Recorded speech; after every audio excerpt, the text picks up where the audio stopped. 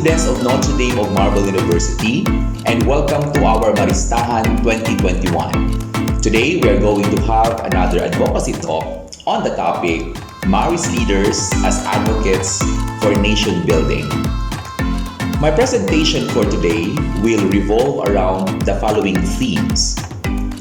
Marist Leaders as Everyday Example, Marist Leaders sharing their gifts, and Marist Leaders as Nation Builders.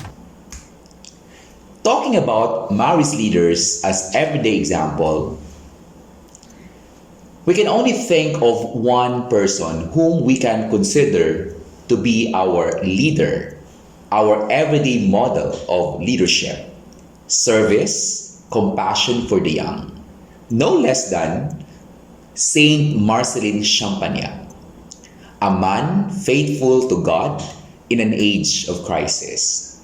It would be good to ground our sharing for tonight on recalling back the story of Marcelin Champagnat when he was younger.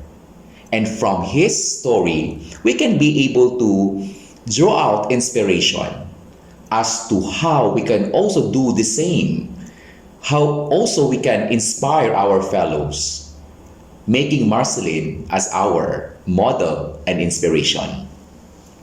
Europe during Marcelin's time was the scene of great upheaval, great cultural, political, and economic upheavals, a time of crisis in society and in the church. So this was the context in which he grew up and was educated, the setting which elicited his response of founding the Institute of the Little Brothers of Mary, known as the Marist Brothers.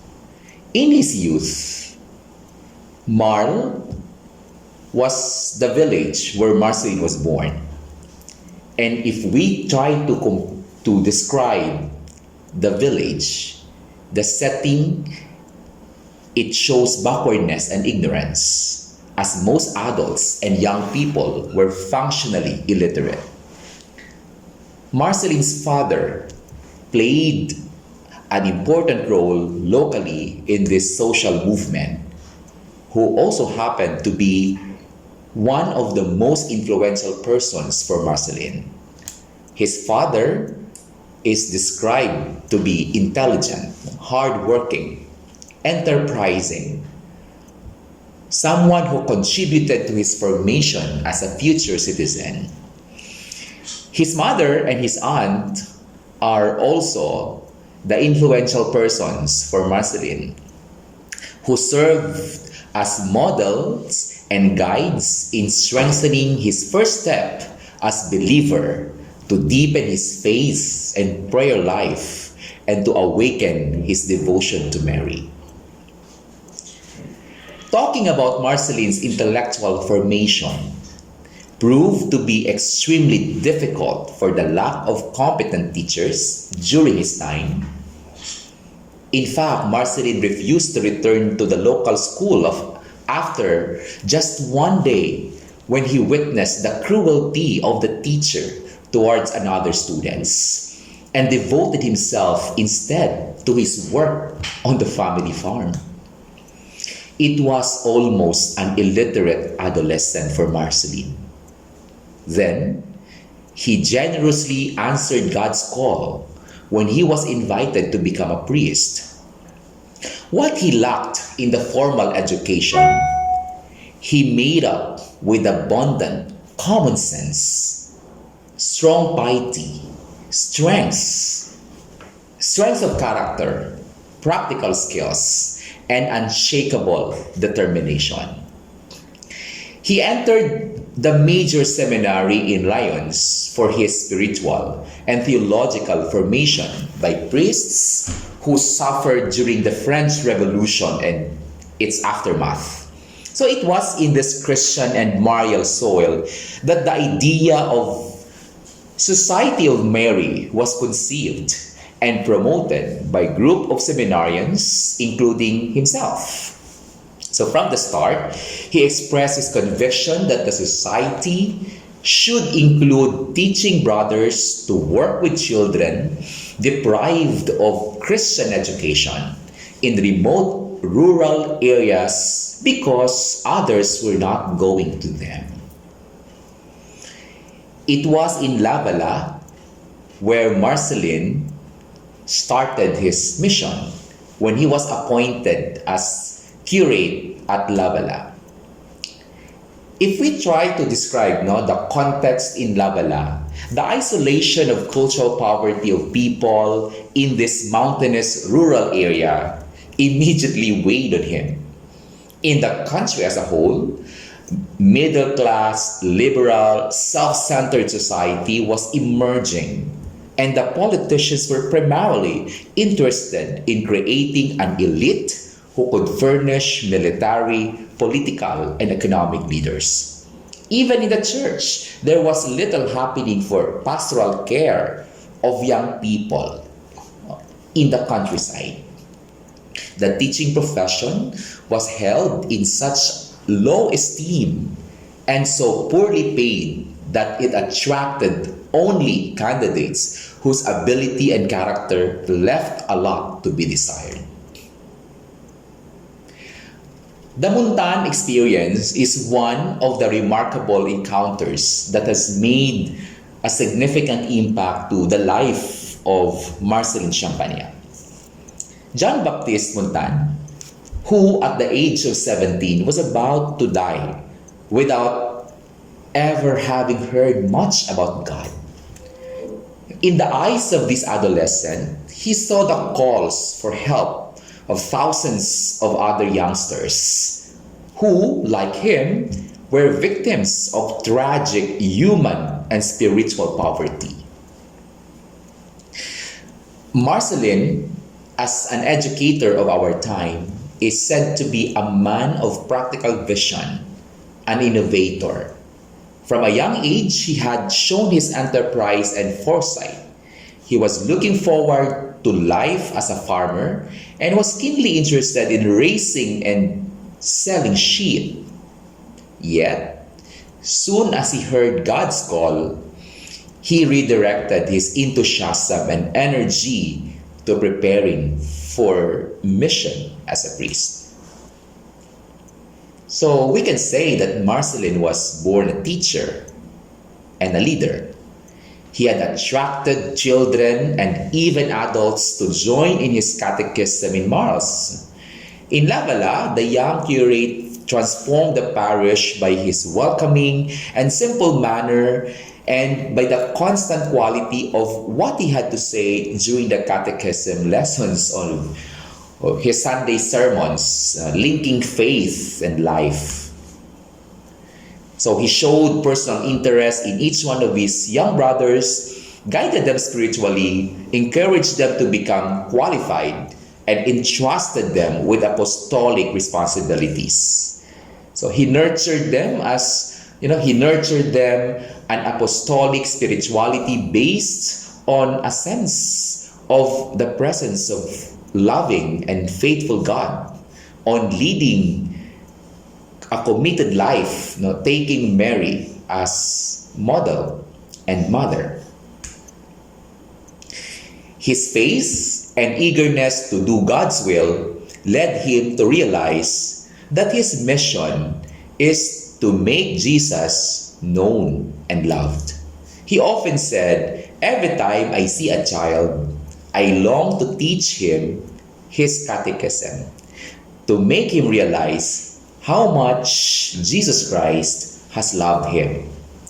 It was this attitude that led him to found our Institute for the Christian Education of the Young People, especially those most in need.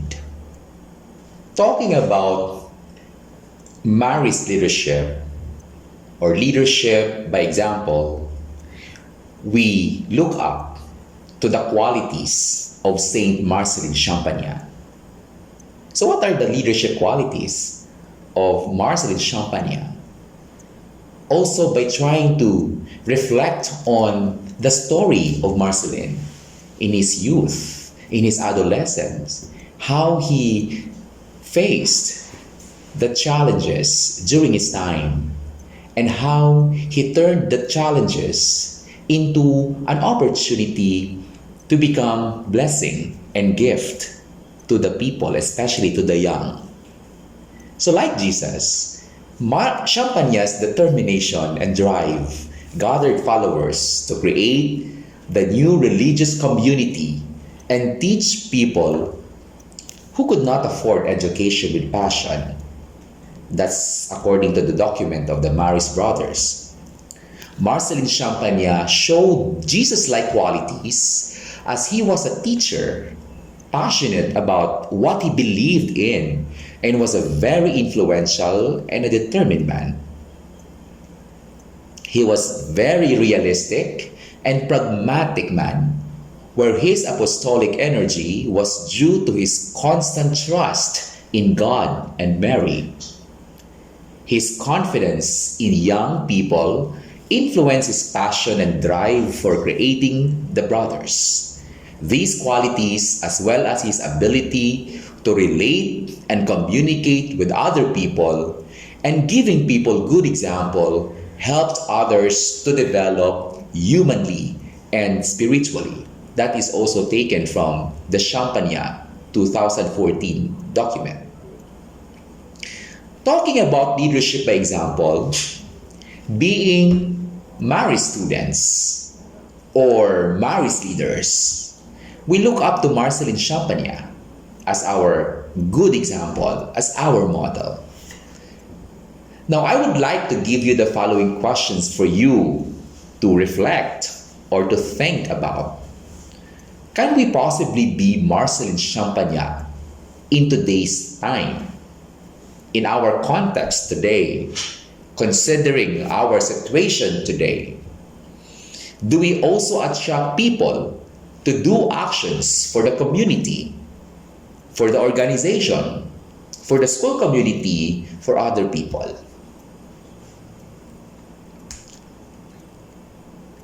The second theme of my presentation tonight is on Marist leaders sharing their gifts. What are your gifts as student leaders, as Marist leaders? We all have that gift of leadership, the gift of mission, that sense of vision and character. And we share the gifts with one another. We share with a common concern. We have that shared concern for each other, for every member of our family, for our friends, for other people, or for the people in the community. We acknowledge that we are co-responsible and co-accountable of our actions and every decision that we make. We grow together as we share in that mission. We learn together. We acknowledge that we are part of every success, and we also acknowledge that we are part of every failure and try to make things better. And talking about shared mission, we work together. So I think this is something that we understand. Talking about celebrating this gift of sharing that mission. Talking about the gift of character, it is reflected on how we live up the Marist values and identity. So oftentimes we ask ourselves, what makes us really Marist? We say we are Marist students. We say we are Marist leaders. But what makes us really distinct from the rest of the student leaders? What makes us really different in the way we lead our fellows, in the way we manifest our actions, in the way we talk, in the way we relate to other people, in the way we look at every situation? Presence. We care for everybody, especially those who are in need, those whom we serve. Our presence to some people creates a very significant impact to them. And that is something that we always consider in our relationship with other people, with our friends, no? With the people in the community. Simplicity.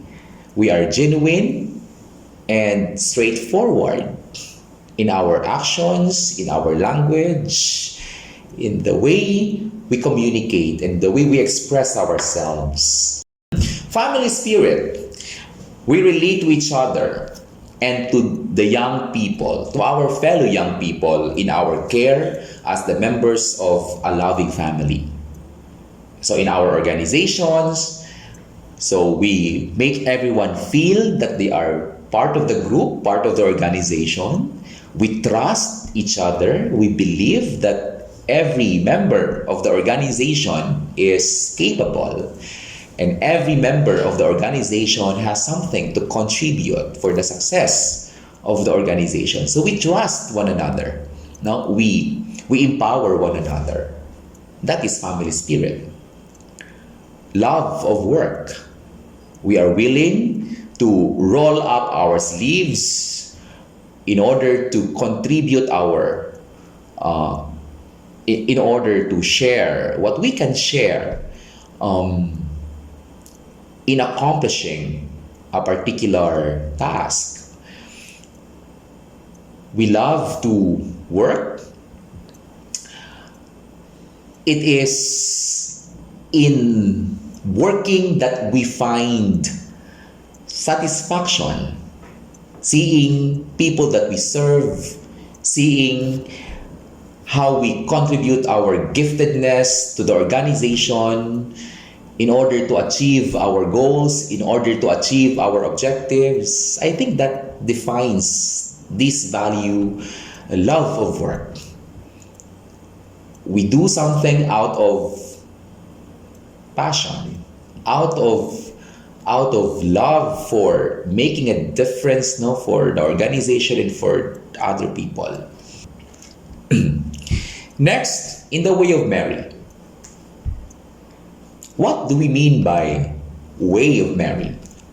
So in the gospel, we see Mary as a woman who cooperated with God, a woman of strength and determination, a woman of humility and honesty, a woman of compassion and hospitality, a woman whose primary concern lay outside of herself. Her whole life was self-effacing, pointing instead to her Son. We could say she was like a lens through which her Son was magnified. What then is Mary's leadership? For us, being Mary's leader is very similar. It is not something passive. Being like Mary is a conscious, proactive, deliberate, committed decision to try, to live, and lead in a particular way. The essence of being Mary's leader then is that it is not what people think of us, but what they think of Jesus Christ because of us. So this part of the presentation will lead us now into acknowledging our responsibilities, our accountabilities as students and student leaders inspired by Marcelin and Mary. How do we translate this understanding and appreciation of Mary's leadership into concrete actions and initiatives through our various advocacies, be it in the school community or in our own community where we live?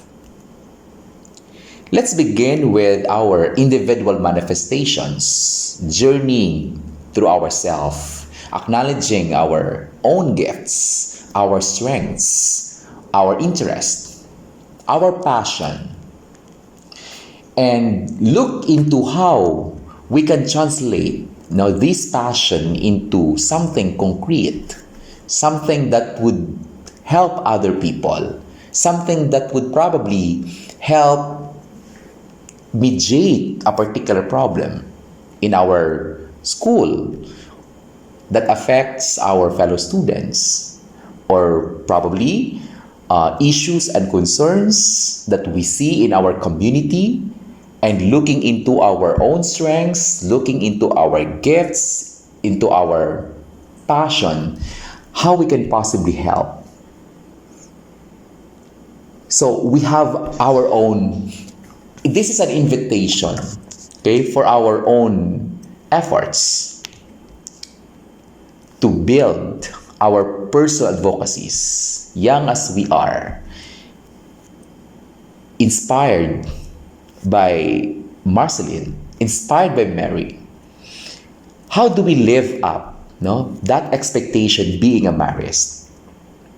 How do we manifest, that lived values and ideologies being Marist? How do we show ourselves? How do we manifest ourselves in helping other people in the community? So I think it will start from that process, on looking into ourselves, looking into our strengths, our gifts. What can we possibly give? What can we possibly offer? Okay? And from that, we share that to others. We look for people whom we can share that passion, whom we can share that enthusiasm. Okay? People whom we speak with the same language, the same interest on certain advocacy. For example, if we talk about environmental advocacy, so we can look for people, we can look for friends, we can look for our classmates, group whom we can share, whom we can discuss, whom we can have dialogue and plan together. So we're talking about now collective efforts, in doing something for our community, because community building, if we talk about nation building, it requires partners, it requires people whom we can be, whom we can share, that interest, whom we can share that efforts in making a difference for the community. That's why in our school, for example, we have different organizations. We have the Supreme Student Government, we have the Student Council, we have different clubs and organizations. They manifest themselves as organizations not only by doing things that are prescribed for them to do. They conduct activities not only focusing on one particular area, like for example, all activities are related to social development. So the officers, the Supreme Student Government officers, the Student Council officers are also looking into areas where they can extend also help to the community outside the school. So other than conducting activities for student development, for the development and welfare of their fellow students, they also include in their plans. They also include in their programs some initiatives that they can do for the people in the community. And I think that speaks about how these officers acknowledge also their social responsibility, and they do it together. It's a shared responsibility, it's a shared passion that these officers of the organizations are doing. So there are also organizational advocacies. Okay, we have been doing a lot when it comes to community extension services, community extension programs. When we are still allowed to go to the community to conduct extension, we extend our help. We look into the situation of the community Okay, we assess how we can help, okay, how we can empower the people there, how we can empower the young people, what kind of service we can offer, and how these programs, these initiatives can actually be sustained, and how these activities and initiatives can impact the lives of the people in the community. So in other words, if we talk about building an advocacy, it's not really something new to us. No, it's not really something new to our student leaders in the university. We have been doing a lot now when it comes to helping the community. We have been extending several types of help for the people. Even now in pandemic, now because we are limited, we are restricted, now we cannot go to the community to render our service, but we find ways. For example, in the National Service Training Program, in our NSTP program, so by nature, the course provides opportunity for our students to also come up with their advocacies as a group, and they need to implement that. The challenge is how these students can possibly do that. Now we are very limited. Now they cannot go to the community to implement their programs. Did it limit them? What is the situation now? Okay, considering the resources, considering the limitations, the student of NSTP still are able to implement programs, implement strategies in order to connect to the community. So for example, now they have been doing a lot of formation program online, virtual formation program, inviting the youth. When it comes to literacy, they have also conducted a tutorial program for the children. And of course, they cannot do that face-to-face, so they also make use of the online platform. Especially now that the young children, the school children, really need guidance, support of adults when it comes to their learning. Not all of them can have, they need tutors, they need adults who can help them in their lessons. And that's what the NSTP students think that they can possibly do as part of their advocacy, empowering school children not only to have to enrich their knowledge on their lessons, but to also inspire them more on their studies, that despite the difficult situation today on their studies, learning is still inspiring.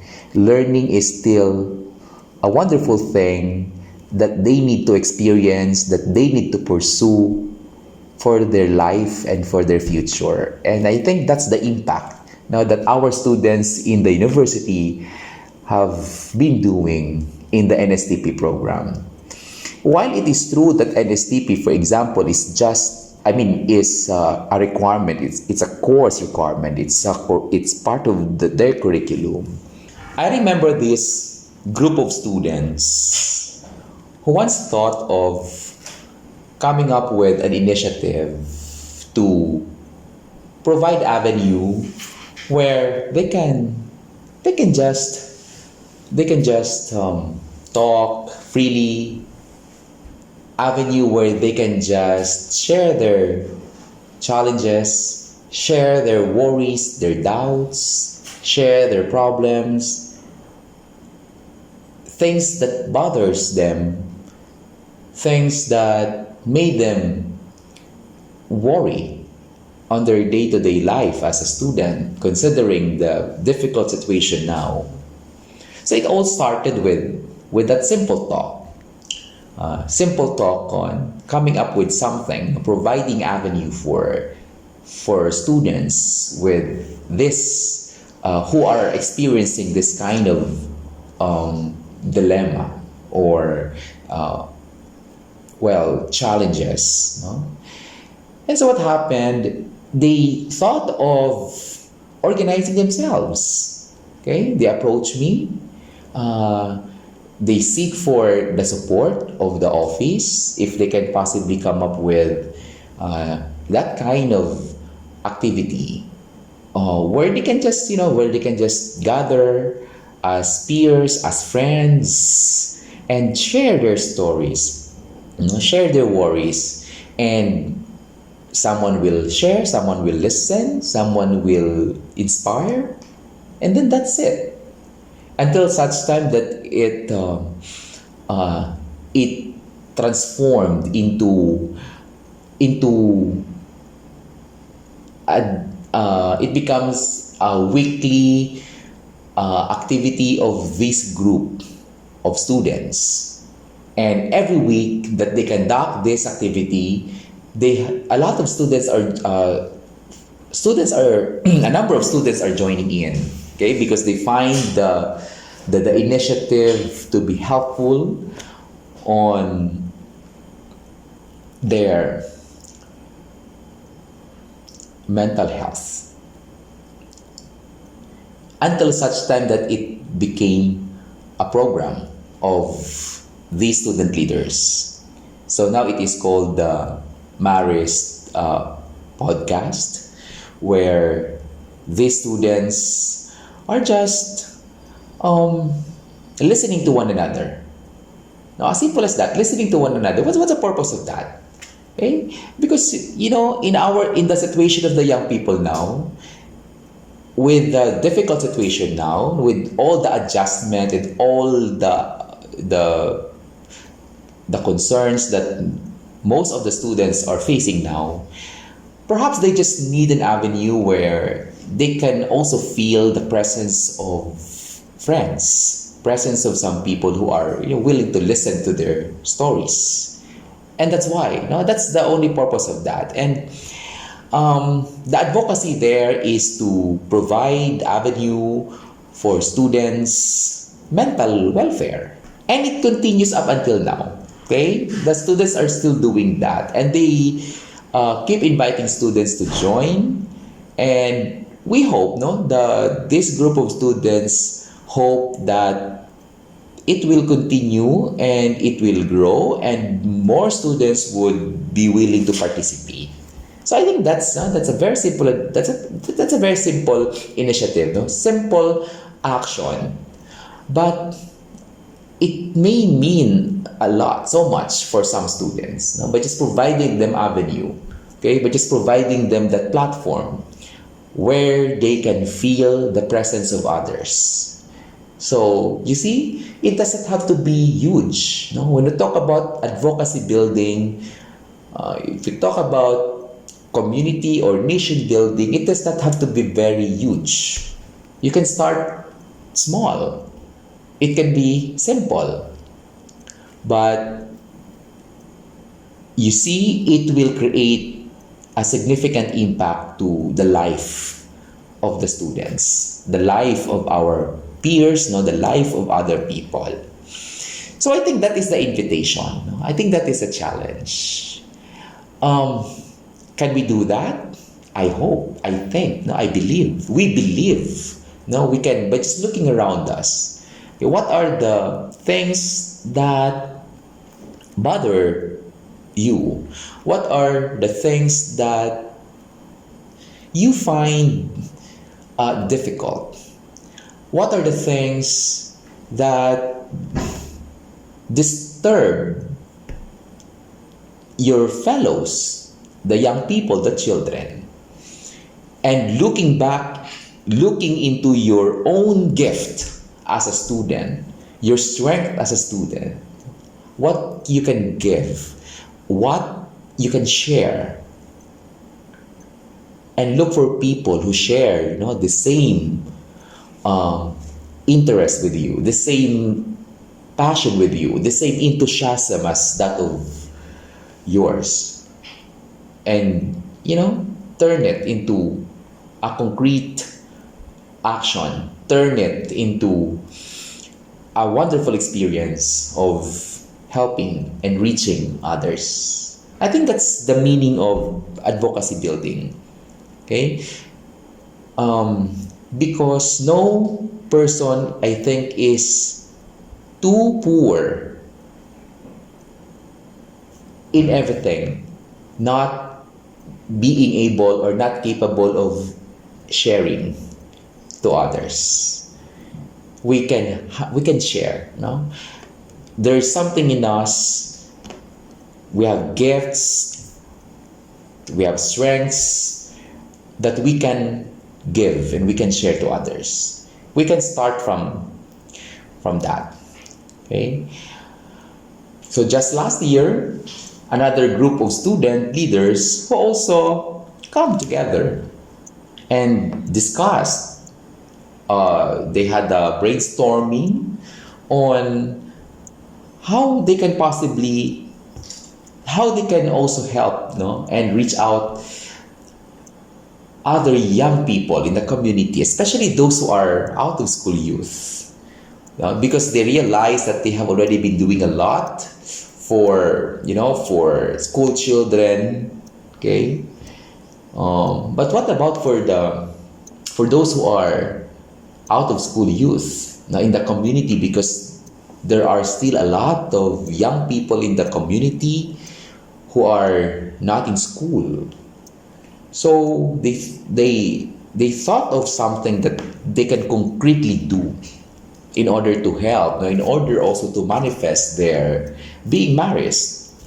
Okay, considering their gifts, considering their talents and their skills. So they come up with a very, very interesting advocacy, an initiative on reaching out these out-of-school youth children by providing them opportunity to enrich their skills, practical skills that they can use in their lives. So they go to the community. They have taught the out of school youth skills like some group of students introduce flower arrangement, beauty care. They also taught some the youth how about beauty care, table skirting, some technical skills on layouting, because these are the skills that these out of school children, these out of school youth may possibly do, because many of them are also active on their parish, on their parishes, diba? In their community. So by providing them those skills, they can help. Okay, they can help the community as well. So it's like empowering them by providing them necessary training to enhance the skills, so that they can also help. They can also contribute to their respective community. So, was it expensive? I don't think it's expensive. We just these student leaders just went there to teach the skills, and these skills are skills that they possess. These are the skills that they consider to be their strengths, their gifts, and they share it to the young people in the community.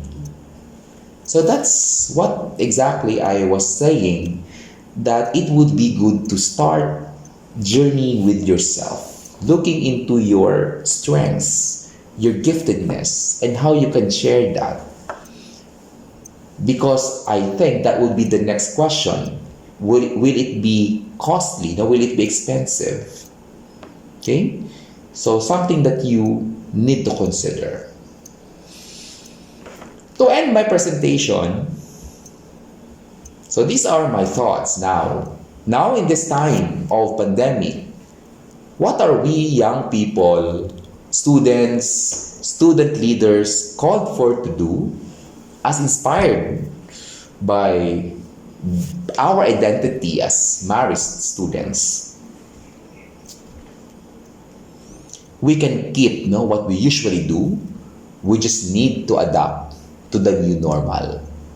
We can keep the passion, the energy, the commitment, the desire to serve and to lead, only with different manifestations. We can keep the values or even strengthen them more. We can keep the creativity and innovativeness without compromising our safety because of our situation now. We can keep the vision towards youth empowerment, community building, nation building without taking for granted the essentials at the moment.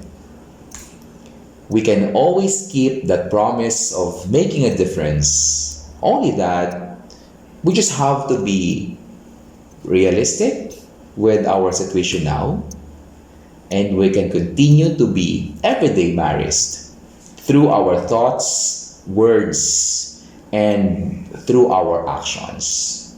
So to all of you Marist students, I am hoping that this talk on Maristahan 2021 on the topic advocacy building somehow inspires you to also look into your own strengths, your own giftedness, your own talent, your own skills, couple it with identifying your passion or your interest, and translate that, transform that into something concrete that would help other people, the young people in the community. Let us continue to be of service. Let us continue to live the values that Marcelin Champagnat, our founder, had taught us to be persons for others, especially for the children. So to all of you, thank you so much for listening and good evening.